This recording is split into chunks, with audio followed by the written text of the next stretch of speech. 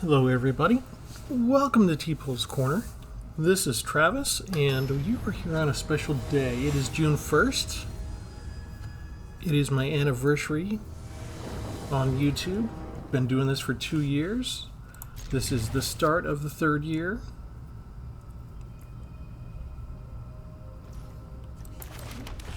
And I think we're going to have a little celebration here by kicking off the way we did the first 2 years with Evergreen Month.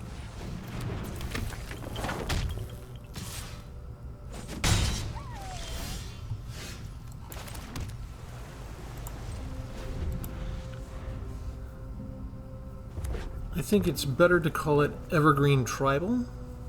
And what we tend to do is we take the Evergreen terms. If you're new in Magic, the Evergreen terms are things like haste and prowess, words that are already keyworded on the cards. They do spell them out here for you, but if you've been playing a long time, you already know what they are.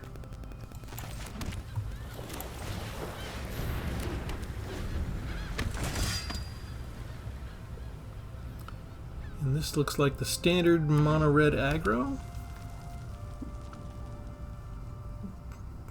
which I'm kind of surprised they don't just go to... Ouch. Surprised they don't just go to ranked. We do it here instead.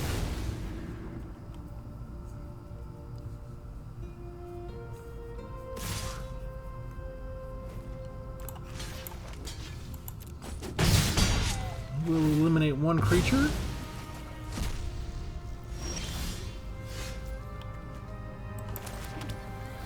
And since we have Vigilance, we can attack. Let's go ahead and do 2 here.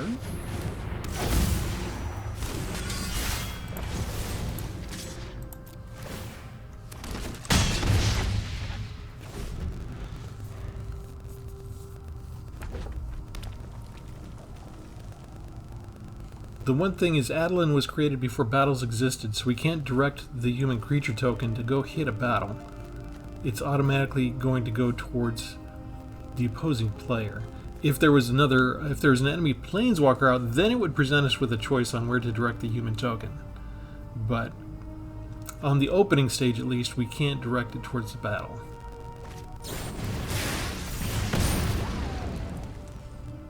They're just going direct to my face. That is not cool, man. Okay, what do we want to do? I think we'll start there. Put this down as cover. And I guess we'll go ahead and send these there and these there.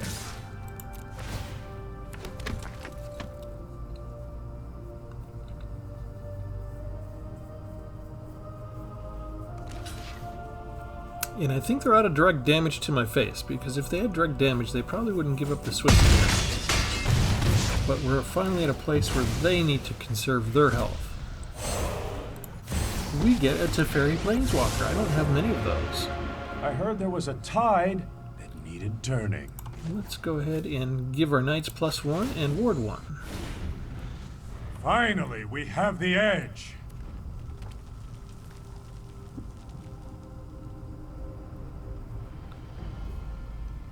The key term to this deck is Vigilance. Malkator's Watcher has it, the Knight tokens have it, Adeline has it, ouch, and the Sigiled Sentinel has it. Can we do, well, we can -2 again, and that should be enough. Press the attack! Yep, they're out. We had lethal. I think we had fun. It was kind of close. It's hard to say that it's fun to fight mono red aggro. The game is designed to benefit them. It's designed with the cards that they have at their disposal. They do have an edge. But we did well. Alright, remember to like and subscribe, and I will go in and show you this entire deck. And it's Evergreen Tribal because we are taking the Vigilance, it's called Vigilant Knights, we're taking the keyword Vigilance and we're basically, instead of making a Goblin Tribal deck or an Elf Tribal deck, we are making a Vigilance tribal deck. Now, I did go ahead and do mostly Knights as well, so it's kind of Knights tribal. That's why I call it Vigilant Knights. But let's go through basically the whole idea is, especially for newer players, to go ahead and choose one of the keyword terms and to really overload the deck with it and see if our enemy is able to counter the fact that they're going to keep coming up against this same threat. And sometimes this can happen with just a particular creature, where you put out a creature like Shieldred and you kill it and you're happy, and then your opponent just puts out another Shieldred right after. And maybe you could have handled one, but you can't handle two. So if we keep sticking Vigilance after Vigilance creature in front of them, will they be able to handle those repeated threats that are all of the same nature? Here's what we got going on. We got Rafine's Guidance, enchanted creature, +1/+1. You can cast it from your graveyard by playing 3 mana rather than it paying its mana cost. So we can always keep getting it back if we lose our creatures. So there's always a way to pump up our creatures by 1 if we get that in the graveyard. We have 1 Combat Research. An enchanted creature has whenever a creature deals combat damage to a player, you draw a card. And if the enchanted creature is legendary, it gets +1/+1 and has Ward 1. So that's a little bit of card draw for us. To combat artifacts and enchantments, we have 2 copies of Citizen's Crowbar. For removal, we have 1 Fateful Absence. Mostly we want to use that against Planeswalkers if we can help it. 2 Fierce Retributions to destroy target attacking creatures. In case they have a big graveyard deck, we have 2 copies of Lion's Sash, so we can exile target cards from graveyards. We've got 1 Flash Protection card. Enchant creature you control when Kratos Safety enters the battlefield, gives the creature hexproof until end of turn, and the enchanted creature gets +1/+1. We start to get into our Vigilance creatures. Haunting Figment, a 2/1 with Illusion with Vigilance. It can't be blocked as long as you've cast an instant or sorcery spell this turn. 1 copy of Malkator's Watcher has Vigilance plus Flying. When it dies, you draw a card. 3 Marshals of Zalfir, Human Knights. Other knights you control get +1/+1, and you can spend a couple mana to tap another target creature. 2 copies of Invasion of New Phyrexia.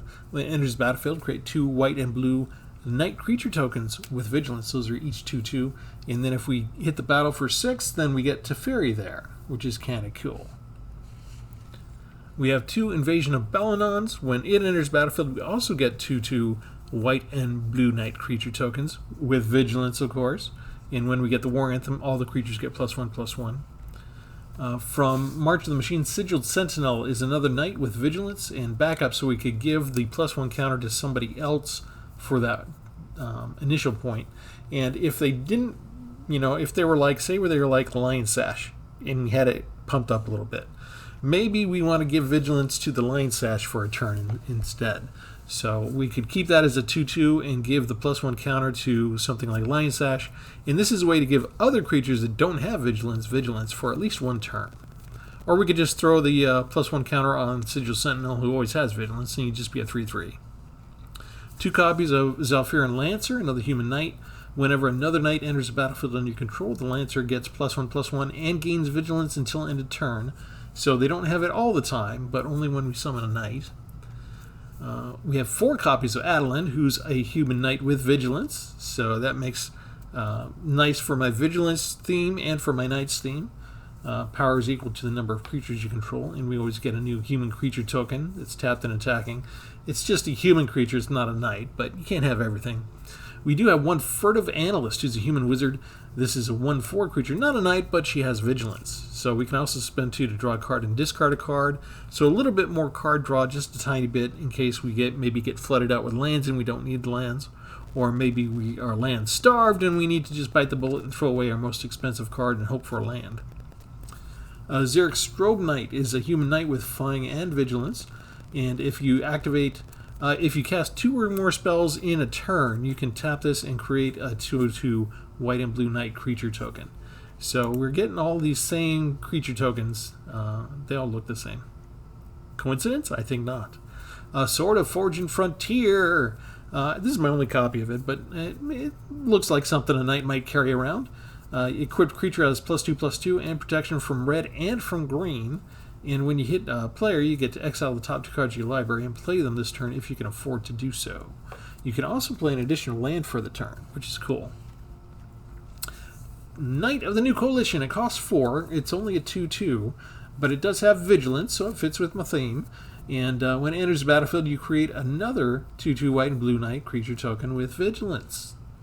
2 of those, and then 2 copies of Adanith of Benalius Hope, who is also a knight and also has Vigilance, plus it has First Strike and Lifelink, and you can put an aura equipment card from your hand or graveyard onto the battlefield, which means if Rafine's Guidance or Combat Research or the Sword of Fortune Frontier is in the graveyard, we could just put it onto the battlefield and attach it to Danitha. So that's it. I filled a rune, and I burnt some wild cards to get all these 4 type specialty lands. I got 1 Otawara, 1 Fair Basilica, and 1 Iganjo, 1 Surgical Bay. That's it. That's the theme. We will probably get more complicated as we go because this is our 3rd year doing this. So I didn't do just Vigilance. I did Vigilance and I did Tribal Knights at the same time because I'm always looking to mix it up and make it more interesting. Hopefully more interesting for you. I'm always trying to make it more interesting for me too. So, this is our 3rd year doing Evergreen Month, where every day we choose a keyword and we build a deck around it. So whatever regular scheduled programming I had was set aside because the month of June was coming up. These are really good videos if somebody is brand new to the game. A lot of these keywords are pretty easy to figure out. Vigilance, I don't think, is a very tough one to figure out. It's not the hardest concept. It's maybe not the most obvious keyword like First Strike or Death Touch is, but it's still not too shabby. Let's put down the Haunting Figment first. That'll be our canary in the coal mine.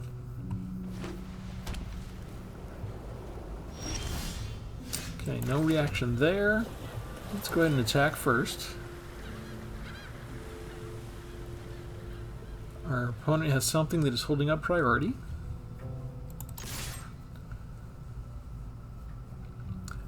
Vigilance is a really good tactic to use against white because white has a lot of spells. Ooh, a whole Fateful Absence just against my Haunting Figment.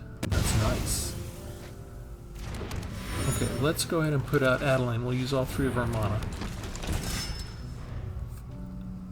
Although they do have spells like this, and they have a couple of spells that destroy target attacking creatures, there's also some that only work on things like tapped creatures. And we don't have a lot of creatures that are going to tap. How about... let's go ahead and fill out the ranks. As with a lot of decks, if they decide to do a board wipe, we could be in trouble.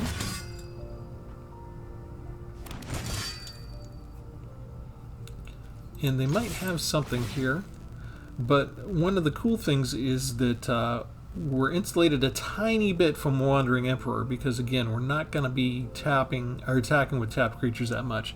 So one of the big things that white has in their arsenal still is Wandering Emperor to exile a tapped creature. Okay, destroy evil. So Arena seems to have magically found the white deck that doesn't have all the tap spells, but it has a whole bunch of 2 mana costing stuff for removal. That is exactly what they need to take out the strongest of mine.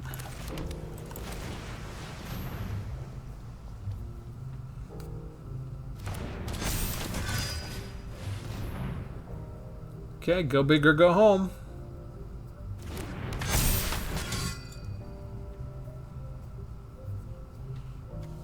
These 2 have Vigilance, this one does not.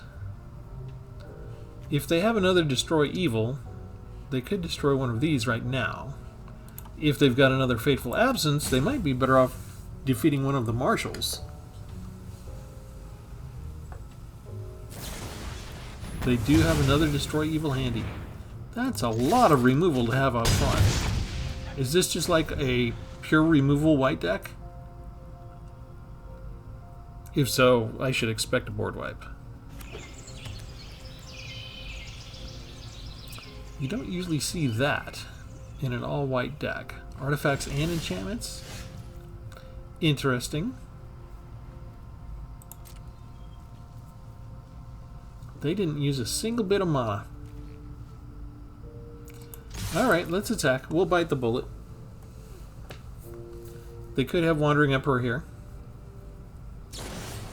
Knockout blow instead. It is. It's like a white version of a black deck. Do I put that down, or I think I just draw? That's fine. We'll just put that in our hand. It's time to play conservative in case they do come up with board wipe. I need to have something as backup.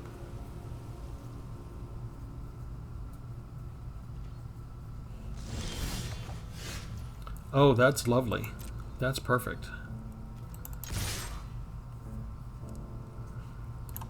Whatever they... Ooh, look at that. It's Wandering Emperor.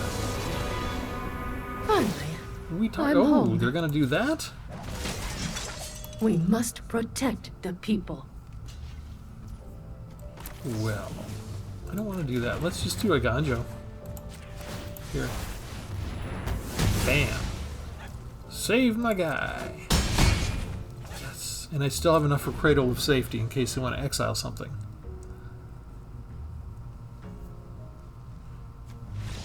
And they don't even try. I didn't even get to play my battle yet. That's one of the problems with battles, is that sometimes you don't really have enough time for them. A lot of people are stocking their decks with them. It's kind of cool. They're trying to play with them. It's kind of like a little side game, a mini game. Which usually, if Magic does that, they've been doing that in the unsets. We kind of had something, I would sort of call it a mini game or a side quest with Adventures of the Forgotten Realms, when we had the venture into the dungeon mechanic. And you could think of, maybe it's a bit of a stretch, but maybe the sideboard deal that we had with Strixhaven was close. But the battles are really the best example of something that we have that's sort of like a side quest or a mini game within the game. So I kind of like it because it gives you another challenge, something else to do, to see if you can make it all work.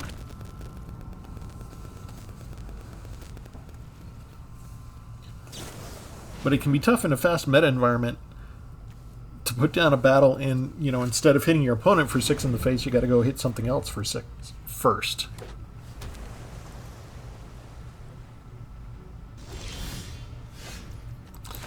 This is probably Counterspell deck.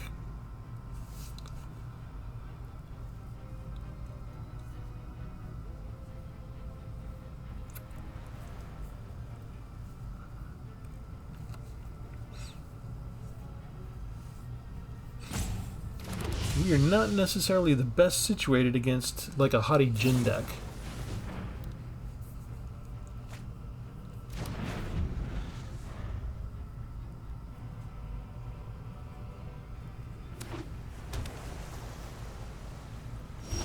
And all they're doing is laying down land and digging. So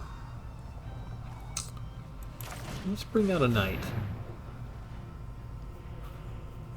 They could have another dig card, they could have a counterspell card, they could have a Fading Hope. Essence Scatter, okay. That's the type of deck we're facing, is it? Let's see if we can get any licks in, or if they're even going to let us do that. Nope, Fading Hope, they have them both. And that gives them a nice little tempo, breather space. They can go get what they really want. They probably want just a tad more land and a Djinn, and they'll be set. Tolarian Terror instead, okay. And me without my defenses. Trump blocker, I guess?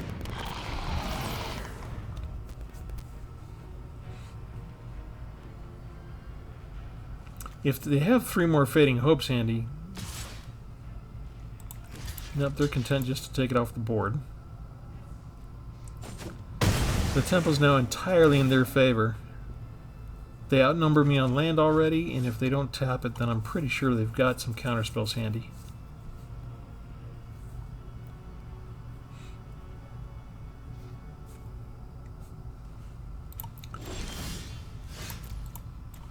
Alright, they know we have this, so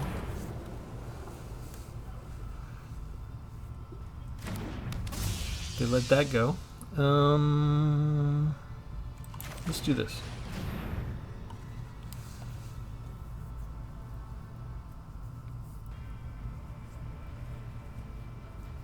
One-chomp blocker is one thing.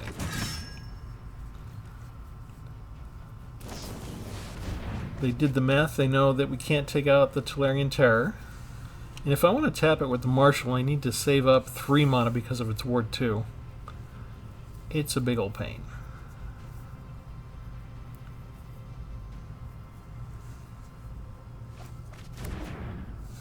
What did they get rid of? They threw away a Spell Pierce and a Djinn? That's bad news. That means they already have everything they want and need.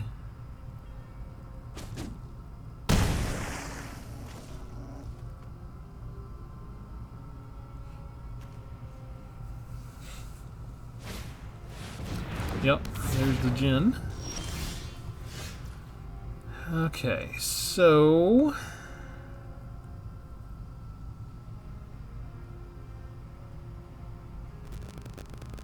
what do we do? I guess we just try and use the Aganjo.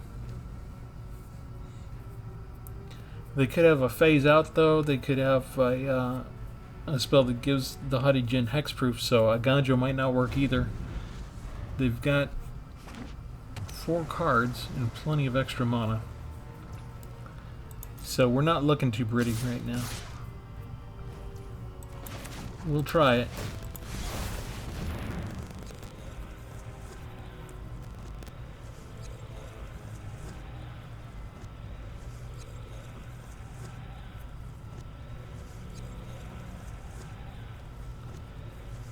It's tough when we didn't get dealt any of our removal cards this early.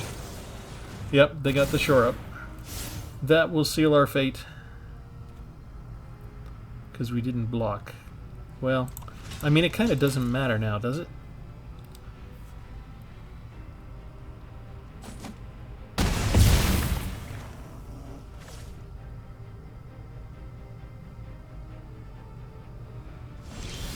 I don't have any flyers.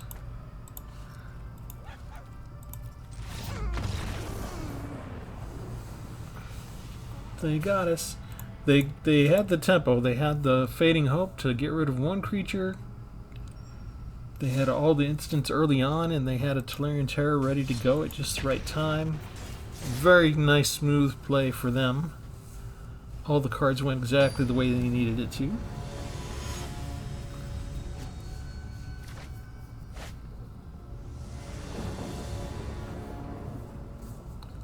Me, I put a bunch of Vigilance and a bunch of Knights in here.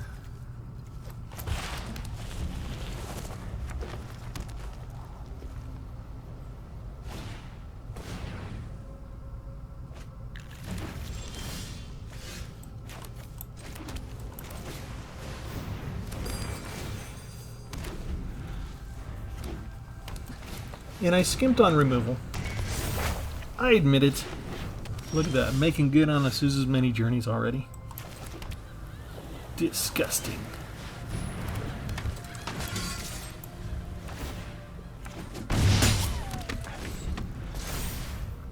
I think we ignore Azusa's many journeys because we want to take out Procedure with the Citizen's Crowbar. We can afford to just attack right now though, right?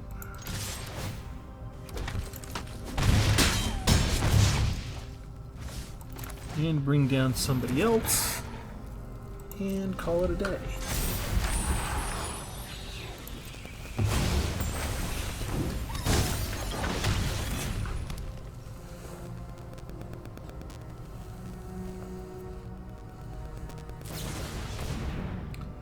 They're gonna destroy that?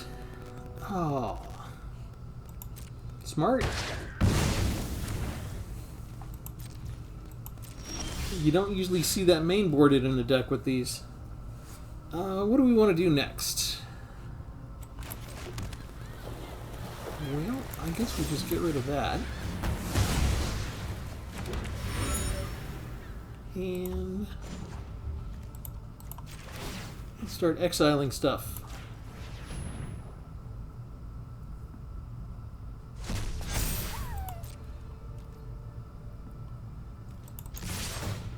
Got him nearly dead.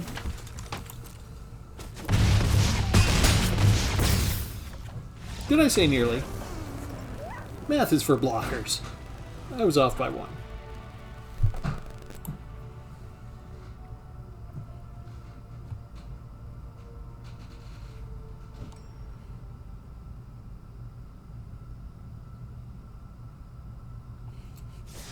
Okay, Arena.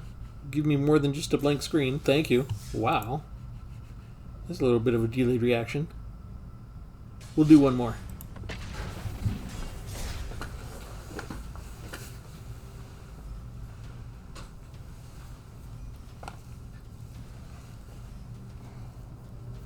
Overall, the experiment's a pretty good success.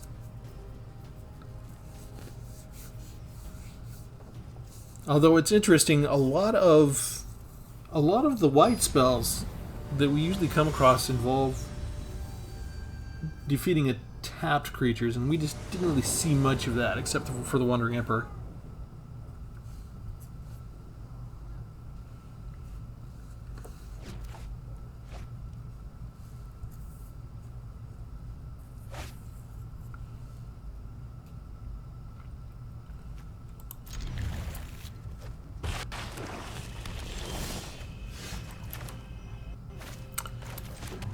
One of the things that I was doing recently,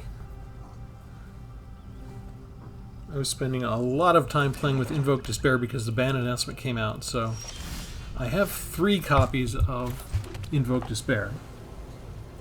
And I figured, okay, since we're going to lose it, let me go ahead and use them in a deck.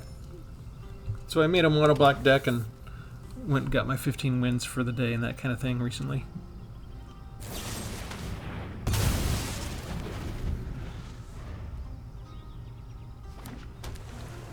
They are ready. Oh, it's one of those. Okay. In that case, let's not bring out Adeline. This is a 3/3, which is actually more up front for damage. But I think I'd prefer if they have this normal. Sheoldred's Edict is really popular for black to use. It's a nice, versatile card. I was kind of surprised when it first came out that it was so cheap. To have all 3 different options from which to choose.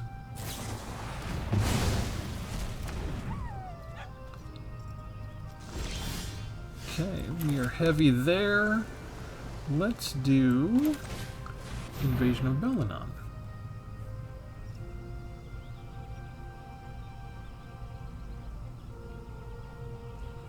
We should be able to wear them out at some point. If we put down something every single turn. Never mind. They had removal and counter spells handy, and they're beating us on land, which is always a problem for control decks if they have more of the counter spells.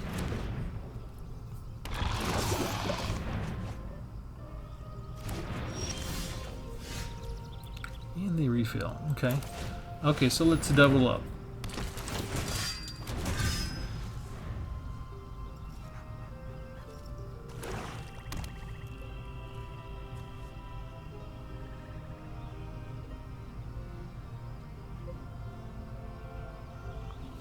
The advantage should start to be ours because we have Vigilance. We can attack all the time. We don't have to worry about tapping. They have to worry about defending. And they can't defend if they're attacking and tapping every time. And they might have 1 removal. But if they don't have 2, we might be doing okay. So we'll block with the 1 and we'll see what they do. Do they have a way to save it? And give us a poison counter. Nice. Alright, let's keep... And hello. Then you try and do 1 more battle and your computer starts to buck you.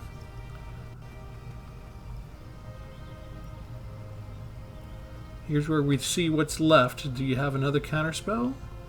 Or removal on the existing creature? We're starting to get a little bit of a disadvantage just because we're not drawing any land. We'll keep that on the old one. We will attack. And we finally get some hits in. and we still leave them with the same problem of us having 2 defenders. This is the advantage of Vigilance. They were very heavy, right? Removal, counterspell, draw to reset up their stuff. Ooh, nice. Blue Sun's Twilight. I can't block that. This is 3/3. How did they do that? Alright, I still am not getting land. This is a problem. Okay, so we'll do this. And we'll go ahead and do that. And yeah, we can attack.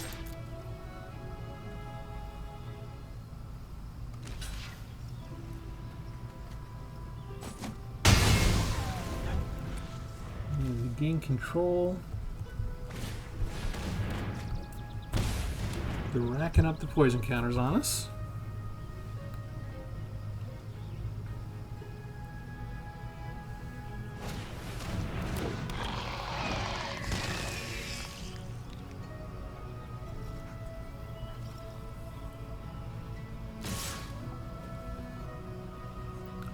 And I feel like we actually do need to get rid of the one with the poison counter.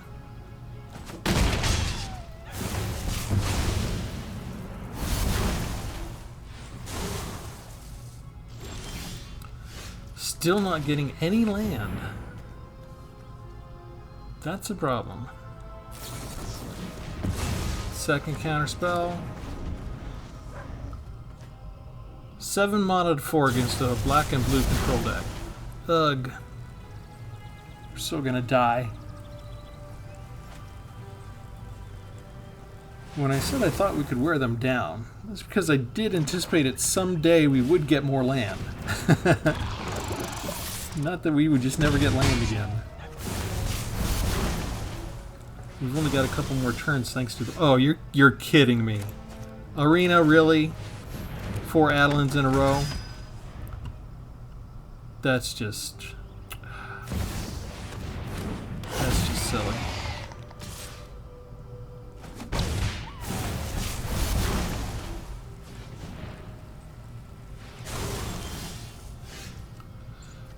And now we get the land when we needed anything else. That's...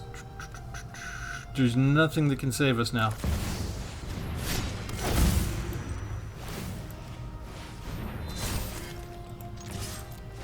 That was just a bad deal by Arena.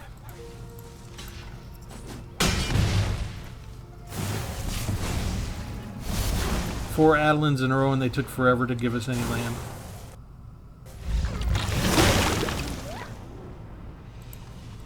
Oh well, can't win them all.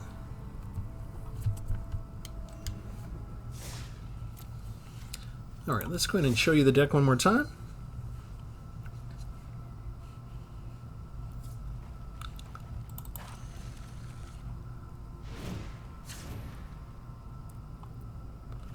So yeah, once a year we do this Evergreen Tribal.